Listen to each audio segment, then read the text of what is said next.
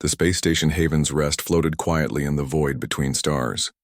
It was built for moments like this, when two different species needed a neutral place to meet. The station's white walls and soft lighting were meant to feel peaceful. But today the tension was thick enough to cut with a knife. Commander Jake Morrison walked through the station's main corridor, his black uniform crisp and clean. Behind him, his security chief Lisa Carter checked her weapon one more time, while communications specialist Tony Rodriguez reviewed his translation notes. They were about to make history, the first official meeting between humans and the Zeltharian Confederation. The Zeltharians had shown up 3 days ago in ships that looked like giant metal spears. Their technology was clearly advanced, maybe more than humanity's, but Jake wasn't worried about that right now. His job was to talk, not fight. The meeting room was large and circular with a table in the center. The Zeltharians were already there when the humans arrived. Jake had seen pictures, but seeing them in person was different. They stood nearly 8 feet tall with gray skin that looked like stone and eyes that glowed faintly yellow. Their leader, War Prime Keth Zara, wore armor covered in symbols that probably told the story of her victories. "Commander Morrison," Keth Zara said in perfect English, though her voice sounded like gravel grinding together. "We meet at last." Jake nodded politely. "War Prime, thank you for agreeing to this meeting." The Zeltharian beside Keth Zara stepped forward. This was Velthak, her tactical advisor. He was shorter than the War Prime, but somehow looked more dangerous. His yellow eyes studied Jake like a predator watching prey. "Your species interests us, human," Velthak said. "Your expansion into space has been noted." Lisa tensed beside Jake, but he kept his expression calm. "We're explorers, not conquerors. We're hoping we can be friends." Keth Zara made a sound that might have been laughter, but it sounded more like rocks falling. "Friends. How quaint. The Confederation has conquered 17 star systems, human. We do not make friends. We make subjects." The meeting went downhill from there. For 2 hours they sat around the table while the Zeltharians explained how humanity would fit into their empire. Jake listened patiently, occasionally asking questions that made Velthak's eyes narrow. Tony took notes while Lisa watched the aliens' body language. The breaking point came during dinner. The station's kitchen had prepared food that both species could eat. Jake was cutting his meat when Keth Zara suddenly slammed her fist on the table. "Your military is pathetic," she announced. "We have studied your wars, your weapons, your tactics. Children playing with toys." Jake set down his fork carefully. "We prefer peaceful solutions." "Peace," Velthak sneered. "The luxury of the weak. When the Confederation comes to your worlds, your people will learn what strength really means." "Is that a threat?" Lisa asked, her hand moving toward her weapon. "It is reality," Keth Zara replied. "Your species is soft, weak. You have grown comfortable in your little corner of space." Jake felt his patience wearing thin, but he kept his voice level. "We're stronger than you think." Velthak laughed, a harsh sound that echoed off the walls. "Prove it." What happened next would be debated in alien war councils for years to come. Velthak reached across the table, supposedly to grab his water glass. His massive arm swept across the surface accidentally, knocking over the ceremonial knife that had been placed there as part of the dinner setting. The blade was purely decorative, but it was sharp and heavy. In the station's low gravity, the knife spun through the air in a lazy arc, its point aimed directly at Jake's face. It would have taken 3 seconds to reach him. Most beings would have had time to duck or lean away. Jake never moved from his chair. His right hand snapped up faster than the eye could follow. His fingers closed around the knife's handle just inches from his face. He didn't flinch, didn't blink, didn't even stop chewing his food. He simply caught the knife and set it gently on the table beside his plate. The entire room went dead silent. Jake looked at Velthak with the same calm expression he'd worn all day. "Careful," he said mildly. "Someone could get hurt." The effect on the Zeltharians was immediate and dramatic. Velthak's yellow eyes went wide and he actually took a step backward. Keth Zara's jaw dropped open, showing teeth like broken glass. The 2 other Zeltharian guards by the door made harsh chittering sounds that might have been their version of gasps. Jake didn't understand their reaction. To him, it had been pure reflex. See knife, catch knife, prevent injury. He'd done it without thinking, the way humans had been doing for thousands of years. But to the Zeltharians, it was something else entirely. They saw a being who could track a spinning object through three-dimensional space, calculate its speed and trajectory, and intercept it with precise hand movements, all while appearing completely relaxed. They saw reflexes that operated faster than conscious thought. They saw a predator disguised as a diplomat. Kethazara recovered first. "The meeting is over," she announced, her voice shaking slightly. "We will continue discussions tomorrow." The Zeltharians left quickly, their heavy footsteps echoing down the corridor. Lisa looked at Jake with confusion. "What just happened?" "I'm not sure," Jake admitted, still holding the knife. "But I don't think they were expecting that." Tony was already recording notes. "Did you see their faces?" "They looked terrified." Jake studied the knife in his hand. It was beautifully made, with symbols carved into the blade. "Of this? It's just a dinner knife." "Maybe to us," Lisa said thoughtfully. "But to them." She didn't finish the sentence, but Jake understood. To the Zeltharians, that simple catch had revealed something about humanity that their intelligence reports had missed. Something that made them reconsider everything they thought they knew about Earth's children. As the humans prepared to return to their quarters, none of them realized that they had just changed the course of galactic history. In trying to intimidate a human, Velthak had accidentally demonstrated why his species should be very, very afraid. The knife catch heard round the galaxy had begun. The news spread through Zeltharian space like fire through dry grass.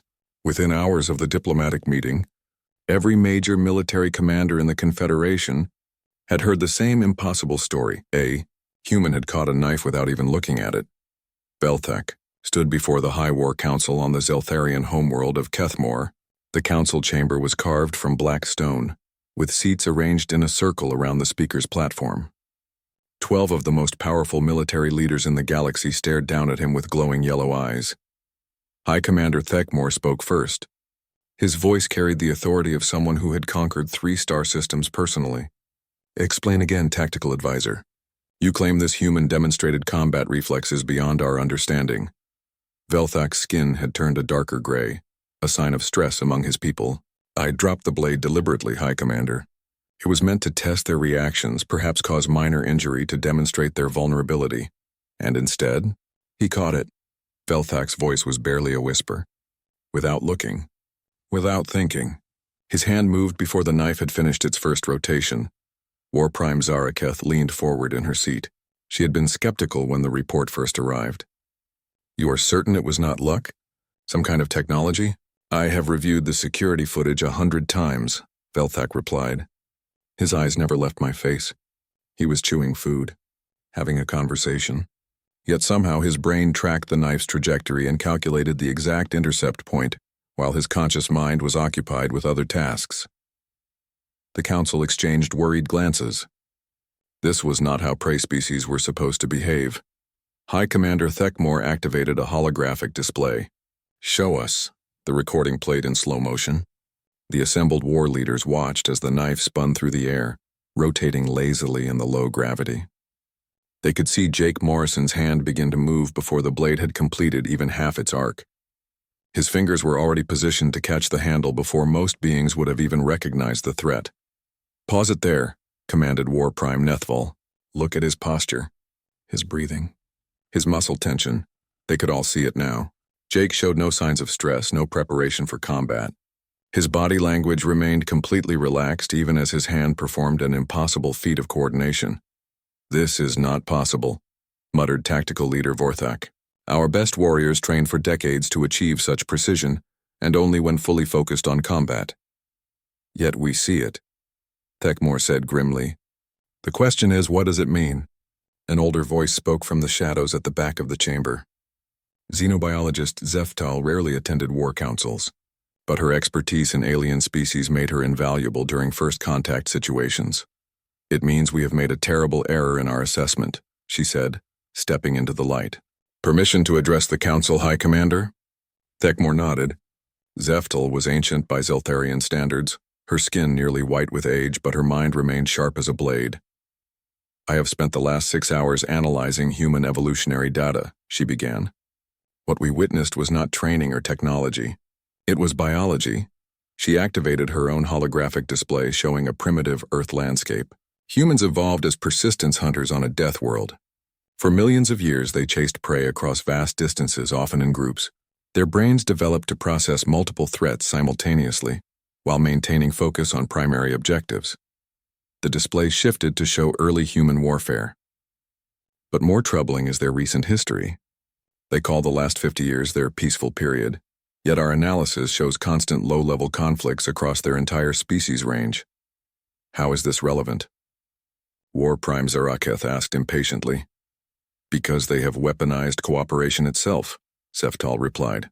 Every human military engagement, no matter how small, demonstrates coordination that requires split-second decision-making by individual units. They do not think their way through combat. They feel it. She changed the display again, showing recent human military exercises.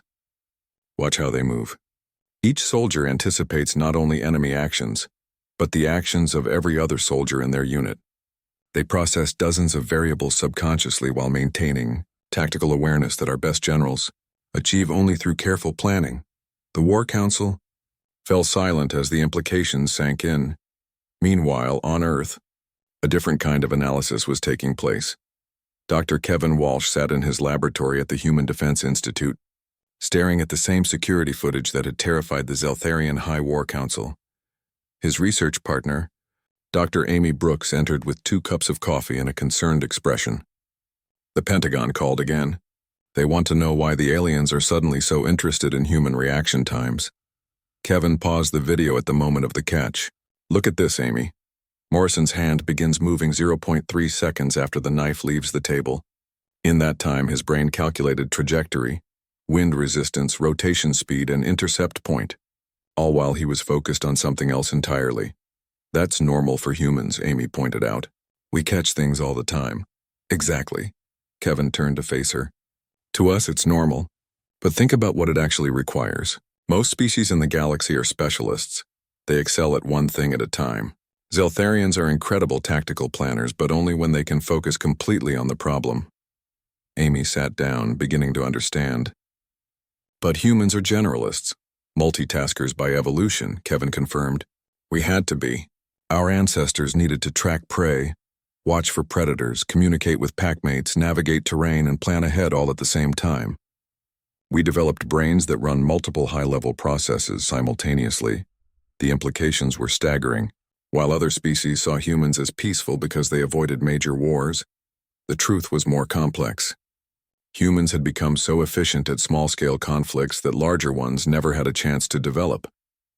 Back on Kethmore, High Commander Thekmore was reaching the same conclusion. He stood before a wall-sized tactical display showing human space, dozens of worlds, millions of ships, billions of beings who could all catch knives without thinking about it. What are your recommendations, xenobiologist? He asked. Seftal's response sent shockwaves through the chamber. Immediate defensive posture. Cancel all expansion plans toward human space, and pray to the ancients that they truly are as peaceful as they claim.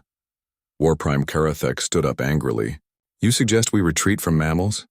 We who have conquered 17 systems? I suggest we avoid a war with a species that wages combat at the speed of thought, Seftal replied calmly.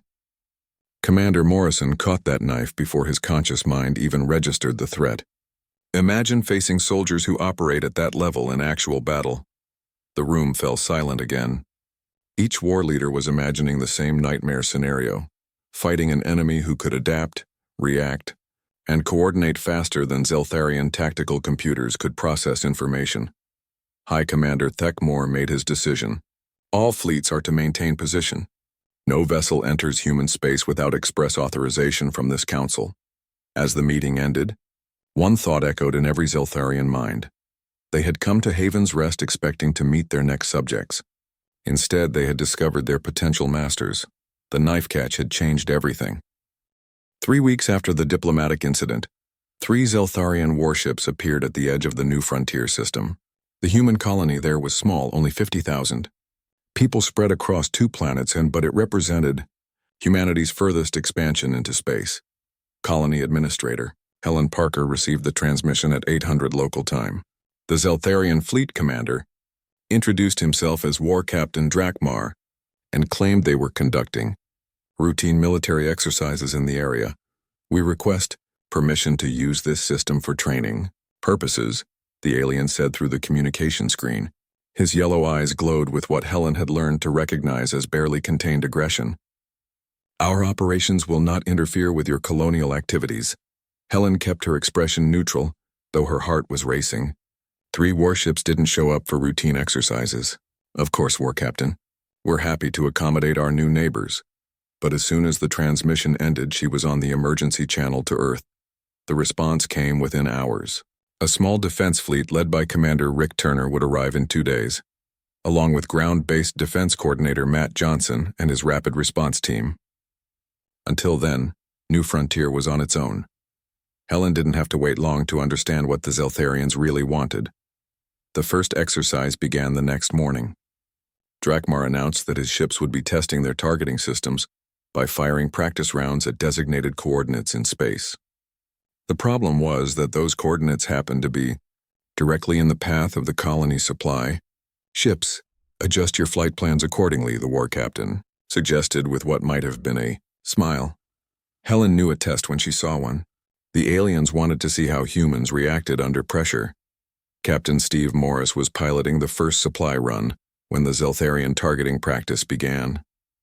His cargo ship Lucky Strike was loaded with medical supplies for the outer mining stations, when the space around him suddenly filled with energy bolts. The weapons weren't designed to destroy his ship. They were set to low power, more like warning shots. But they were coming from 3 directions at once, creating a deadly maze that no rational pilot should be able to navigate. Steve didn't think about it rationally. His hands moved across the controls without conscious thought, rolling the ship through a series of impossible maneuvers. Energy bolts flashed past his viewport, some missing by mere meters. His brain processed angles and velocities faster than the ship's computer, finding gaps in the weapons fire that shouldn't have existed. On the bridge of the Zeltharian command ship, War Captain Drakmar watched in growing amazement. His targeting officer, Krelthak, spoke in a hushed voice. "Sir, the human ship is moving through our firing pattern as if the pilot knows where every shot will be before we fire it." "Impossible," Drakmar muttered, but his eyes didn't leave the screen. The human cargo ship danced through the weapons fire like it was performing a choreographed ballet. The Lucky Strike emerged from the gauntlet without a scratch. Steve Morris docked at the mining station, delivered his cargo, and filed a routine flight report that mentioned moderate space traffic in the area. Word of the incident reached Helen within minutes. Instead of grounding all flights, she did something that confused the watching aliens. She asked for volunteers for the next supply run. Every pilot on New Frontier volunteered. The second test came that afternoon. Captain Jenny Walsh took her transport Stellar Wind through an even more complex weapons pattern. Not only did she avoid every shot, but she actually seemed to anticipate where the next barrage would come from, adjusting her course before the aliens had finished aiming. By the 3rd day, Drakmar was beginning to understand why the High War Council had ordered this operation. These weren't lucky escapes or superior technology. The humans were demonstrating something that shouldn't exist: the ability to process multiple threats simultaneously while maintaining focus on their primary mission. That's when Rick Turner arrived. Commander Turner's defense fleet consisted of just 6 ships and tiny compared to the massive Zeltharian warships. But when Drakmar announced that his exercises would now include live combat scenarios against human vessels, Rick accepted immediately. "We'd be honored to participate in your training, War Captain," he said over the communications channel. His calm confidence made Drakmar's skin crawl. The first engagement lasted exactly 12 minutes.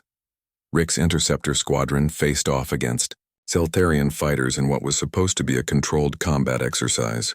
The aliens had every advantage: superior numbers, better weapons, and ships that were faster and more maneuverable. It didn't matter.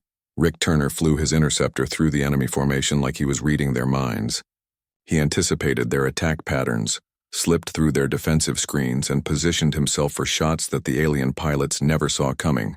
His wingmen, pilots named Danny Torres and Chris Anderson, moved in perfect coordination with him, creating attack sequences that the Zeltharian combat computers couldn't model. "How are they doing that?" Krelthak whispered as he watched the human fighters tear through their formation. "They're communicating with each other at impossible speeds. They're not communicating, Drakmar realized with growing horror. They're thinking together. It was true. The human pilots had trained together for years, learning to anticipate each other's moves until they operated like a single entity with multiple bodies. They didn't need to discuss tactics. They felt them, implemented them, and adapted them faster than words could convey. The exercise ended when Rick's squadron had destroyed 8 Zeltharian fighters without taking a single hit. On the ground, Matt Johnson was conducting his own demonstration of human capabilities. When Drakmar announced that his ground forces would be conducting landing exercises on New Frontier's second planet, Matt responded by deploying his rapid response team to observe and assist. The Zeltharian ground troops were impressive, disciplined, well-equipped, and methodical in their approach. They established a perimeter, set up defensive positions, and began advancing toward their objective with textbook precision. They never reached it. Matt's team seemed to know where the aliens would move before the aliens knew it themselves. Sergeant Luis Ramirez positioned his squad to intercept an advance that hadn't been ordered yet. Corporal Beth Wilson set up ambush points along routes that the aliens wouldn't choose until later. Lieutenant Nick Murphy coordinated defensive positions that perfectly countered tactics the Zeltharians were still developing. It's like they're reading our battle plans, the Zeltharian ground, Commander reported to Drakmar. But we haven't written the plans yet. The truth was simpler and more terrifying. The humans weren't reading alien plans. They were thinking like the aliens would think, but faster and more flexibly. Matt Johnson's team had studied Zeltharian tactics for weeks, not to copy them, but to understand the logical patterns behind them. Once they knew how Zeltharians thought, predicting their actions became as easy as catching a knife. By the end of the week, War Captain Drakmar was ready to retreat to the edge of the system and never return. His routine exercises had revealed capabilities that defied everything the Confederation thought they knew about warfare. In his final report to the High War Council, he wrote, "The humans do not fight like any species we have encountered. They do not plan their battles, they feel them. They do not react to our tactics, they anticipate them. Most disturbing of all, they do not seem to understand how extraordinary their abilities are. To them, this is normal." He paused before adding the final, most frightening observation. "I believe we have found the one species in the galaxy that could defeat us without trying." The test was over. The Zeltharians had learned what they came to learn. They had also learned why some knowledge was better left undiscovered. As the 3 warships prepared to leave New Frontier space, every alien aboard carried the same thought. They had come to probe humanity's defenses and discovered that humans didn't need defenses. They were living weapons that had convinced themselves they were peaceful explorers. The scariest part was that they were probably right about being peaceful. If this was what humans could do when they weren't trying to fight, what would happen if they ever decided to go to war? Dr. Kevin Walsh stared at the brain scan on his computer screen and shook his head in amazement. The image showed neural activity patterns from Commander Jake Morrison during the knife-catching incident, recorded by the medical sensors built into his uniform. "Look at this. Amy," he said to Dr. Amy Brooks, who was reviewing similar data from the New Frontier exercises. Morrison's brain processed the knife's trajectory in 0.15 seconds, but his motor cortex started responding after just 0.08 seconds. Amy looked up from her own files. His hand was moving before his brain finished calculating where to catch it? Exactly. His subconscious mind identified the threat, estimated the solution, and initiated the response while his conscious mind was still chewing food. Kevin highlighted different areas of the brain scan. See how the visual cortex, spatial processing center, and motor controls all activated simultaneously? Most species process these things in sequence. They had been working for weeks to understand why the Zeltharians were so interested in human reflexes. What they were discovering was both fascinating and disturbing. Humans weren't just good at catching knives. They were evolutionary masterpieces of threat assessment and response. "It makes sense when you think about our development," Amy said, pulling up holographic models of early human ancestors. "Our species spent millions of years as both hunters and prey. We needed to dodge falling rocks while tracking wounded animals, while watching for predators, while communicating with our pack." Kevin nodded. "We became the ultimate multitaskers. But the aliens don't realize that what they see as superhuman abilities are just normal human brain function. 3,000 light-years away, xenobiologist Zeftal was reaching similar conclusions from the opposite direction. Her laboratory on Kethmore contained extensive files on every species the Confederation had encountered, but the human data was unlike anything she had ever seen. War Prime Kethzara, she said into her communicator. I need to brief the High War Council immediately. My analysis of human military history has revealed something unprecedented. An hour later, she stood before the assembled war leaders, her ancient hands shaking slightly as she activated her presentation. Fellow Zeltharians, we have made a critical error in our assessment of human peaceful nature. They are not peaceful because they are weak. They are peaceful because they are terrifyingly efficient. The holographic display showed a timeline of human conflicts over the past century. War Prime Zaraketh leaned forward. These appear to be minor skirmishes. Nothing like our great conquest campaigns. That is precisely the point, Zeftal replied. Observe the pattern. Whenever a conflict threatens to escalate beyond a certain point, it simply ends. The humans resolve it with surgical precision that prevents larger wars from developing. She zoomed in on specific examples. The Martian independence crisis resolved in 3 days with 0 civilian casualties. The asteroid belt mining dispute ended in 6 hours with a negotiated settlement that satisfied all parties. The Europa separatist movement. The leaders surrendered before the first shot was fired. High Commander Thekmore studied the data with growing unease. You suggest they prevent wars rather than win them? I suggest they have become so good at warfare that the mere possibility of their involvement ends conflicts before they truly begin. Zeftal's skin had turned pale gray, a sign of deep fear. Every police action and peacekeeping mission demonstrates capabilities that our best forces would struggle to match.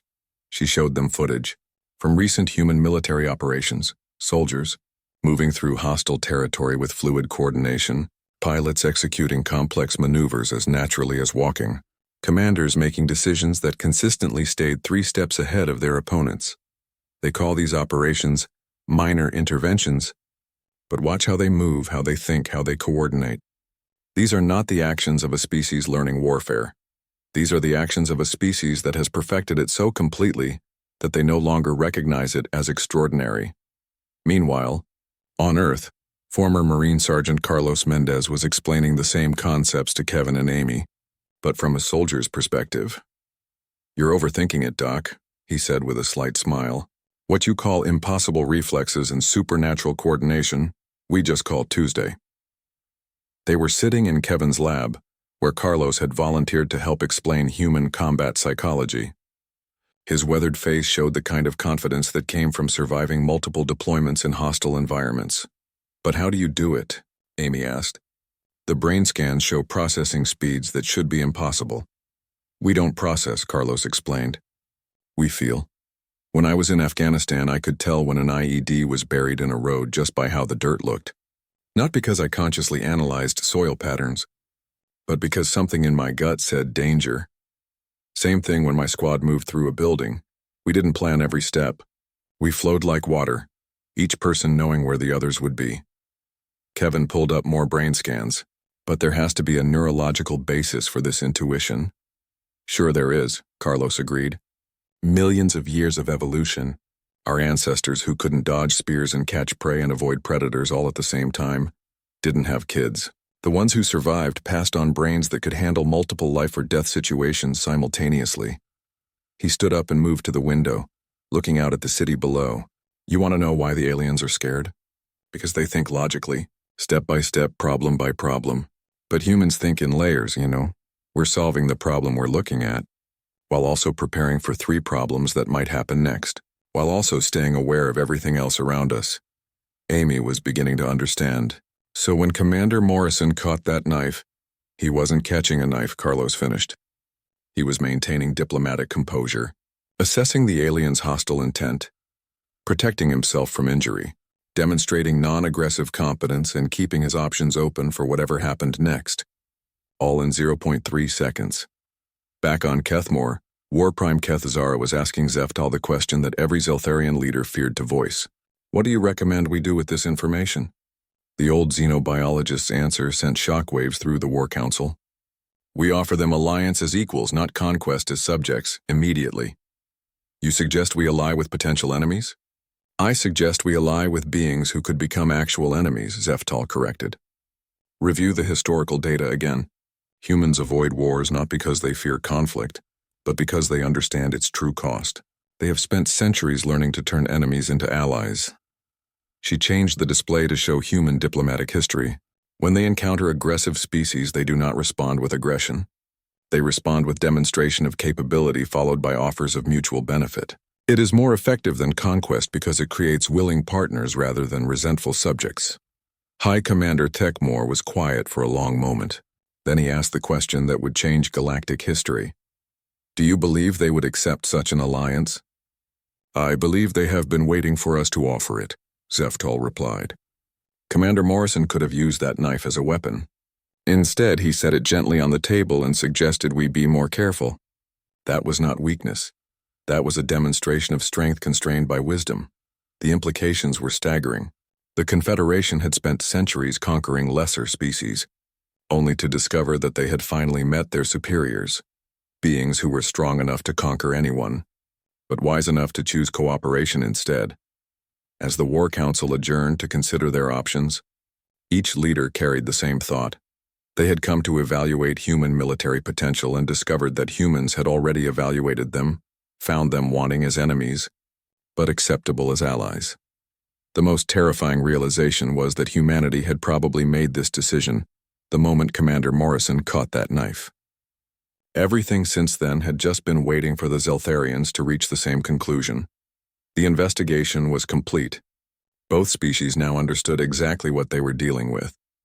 The only question remaining was whether the galaxy was ready for the alliance that would reshape the balance of power among the stars.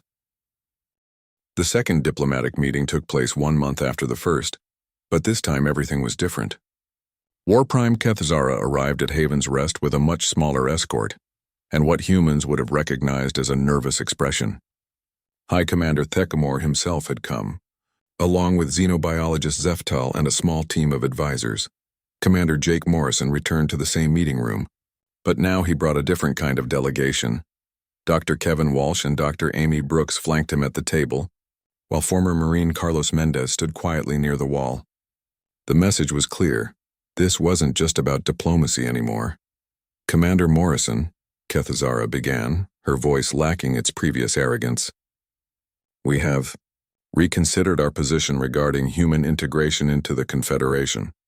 Jake nodded politely. I'm glad to hear that, War Prime. What changed your mind? High Commander Thecmore stepped forward. He was massive even by Zeltharian standards, his scarred armor telling the story of a dozen conquered worlds. But now he looked at Jake with something that might have been respect. You caught a knife, he said simply. Yes, I did, Jake replied. I still don't understand why that was so significant to you. Zeftal activated a holographic display showing the security footage from their first meeting. May we explain? For the next hour, the aliens laid out their analysis of human capabilities. They showed brain scans, reaction time measurements, tactical assessments, and evolutionary studies. They explained how humanity's development as persistence. Hunters had created neurological adaptations that no other known species possessed. You process threats at subconscious levels while maintaining conscious focus on other tasks, Zeftal explained. When you caught that knife, 17 different areas of your brain were working together to solve a three-dimensional intercept problem in real time, while your conscious mind remained focused on our conversation. Dr. Amy Brooks leaned forward with interest. That's fascinating, but it's just normal human brain function. We all do that. That is precisely what terrifies us, Kethzara admitted. What you consider normal, we consider supernatural. Kevin Walsh pulled out his own data files. We've been studying the same phenomenon from our end. It turns out you're right about our evolutionary development, but wrong about its implications. He activated his own display, showing human neural networks in action. Yes, we process multiple threats simultaneously. Yes, we can coordinate complex activities while maintaining tactical awareness. But these abilities evolve for cooperation, not conquest. Carlos Mendez spoke from his position near the wall. The aliens aren't wrong about human combat capabilities, but they're missing the point. We didn't evolve to be perfect killers. We evolved to be perfect survivors. There's a difference. Explain, Tekkamore commanded. Carlos walked to the center of the room. His movements relaxed but controlled. Perfect killers eliminate threats. Perfect survivors turn threats into allies. Humans spent millions of years learning that the best way to survive isn't to destroy your enemies. It's to make them stop being your enemies. He gestured toward Jake. When Commander Morrison caught that knife, he demonstrated capability without aggression. He showed you he could have turned it into a weapon but chose not to. That's not weakness. That's the ultimate expression of strength. Cathazara's skin shifted to a lighter gray, indicating confusion. But if you possess such advantages, why do you not use them for conquest? Amy Brooks smiled. Because conquest is inefficient. Why waste energy fighting people when you can convince them to work with you instead? Your species has conquered 17 star systems, Kevin added. How many rebellions have you faced? How many resources do you spend maintaining control over unwilling subjects? The silence that followed was telling. Every Zeltharian in the room knew the answer. Their empire required constant military presence to maintain order. Humans discovered something thousands of years ago, Jake continued. Willing allies are infinitely more valuable than conquered subjects. We don't need to occupy your worlds if we can trade with them. We don't need to subjugate your people if we can work with them. Zeftal spoke carefully. You are suggesting alliance rather than conquest. We're suggesting partnership, Jake corrected. The Confederation has strengths that humanity lacks.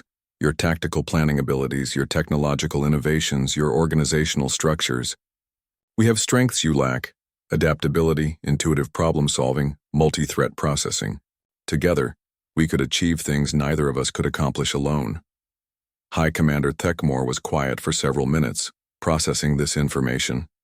Finally, he asked the crucial question, what would you require from such an alliance? Mutual respect, Jake replied immediately. Trade agreements that benefit both sides. Cooperative exploration of uncharted space. Joint scientific research. And the understanding that neither species will attempt to control or conquer the other. And if we refuse? Cathazara asked, though her tone suggested she already knew the answer. Carlos answered with a slight smile. Then you return to your space, we stay in ours, and we all go about our business. Humans don't force friendships. The implication hung in the air. Humans didn't need to force anything. They were patient enough to wait for others to recognize the benefits of cooperation, and strong enough to defend themselves if patience wasn't enough. Dr. Amy Brooks decided to demonstrate the point more directly. Warprime, may I ask you to try something? Cathazara nodded warily. Amy picked up a stylus from the table and held it above her head. I'm going to drop this. Try to catch it, she released the stylus. Cathazara's hand shot out, but her reflexes, though impressive by most standards, were simply too slow. The stylus hit the floor with a soft clatter. Now watch, Amy said, retrieving the stylus. She nodded to Carlos, who moved to a position across the room. Without warning, she tossed the stylus in a high arc toward him. Carlos caught it effortlessly, his hand positioned correctly before the stylus had reached the halfway point of its flight. The difference, Amy explained, is that Carlos didn't just track the stylus. He anticipated where I would throw it based on my body language, calculated the arc based on my throwing motion, and positioned himself accordingly, all while maintaining awareness of everyone else in the room. She paused to let this sink in. Now imagine trying to fight a war against beings who think like that. Zeftal spoke into the silence. We have imagined it. It is why we are here. Thekmore made his decision. The Confederation formally requests alliance with humanity.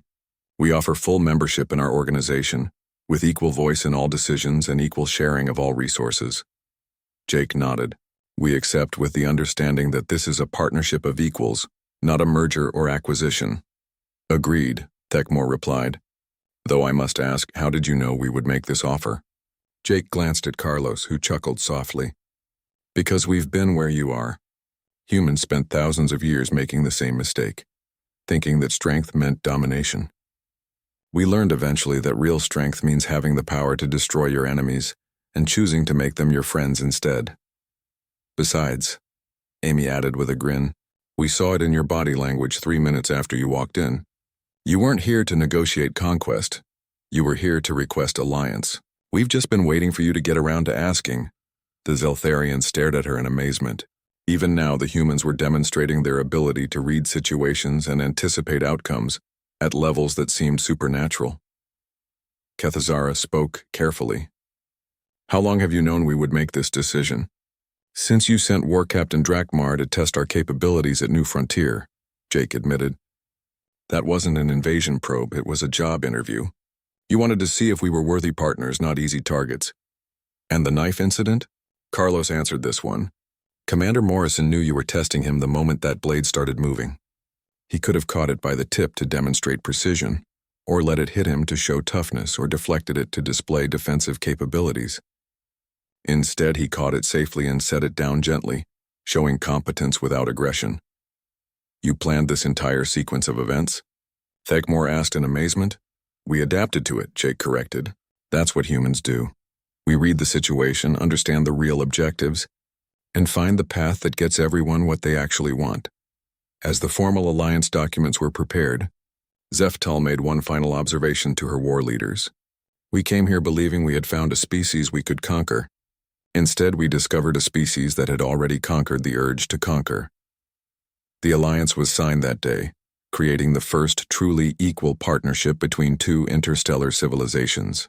The Zeltharian Confederation brought structure, planning, and technological precision. Humanity brought adaptability, intuition, and the hard-learned wisdom that the strongest victory is the one where everyone wins. Years later, when other species encountered the human-Zeltharian alliance, they would marvel at how two such different civilizations could work so effectively together. The answer was always the same.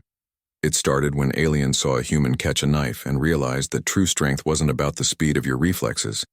It was about the wisdom to know when not to use them.